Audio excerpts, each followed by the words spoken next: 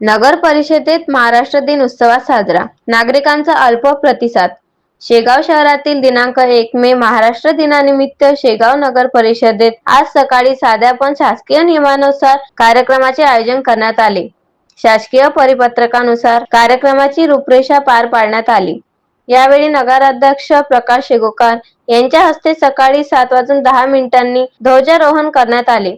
ध्वजारोहणानंतर राष्ट्रगीत तसेच महाराष्ट्र गीत सादर करण्यात आले।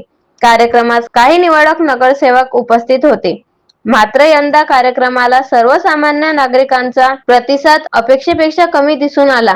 अनेक नागरिकांनी उपस्थिती नोंदवली नाही, त्यामुळे कार्यक्रमात गर्दी कमी असल्याचे चित्र पाहायला मिळाले।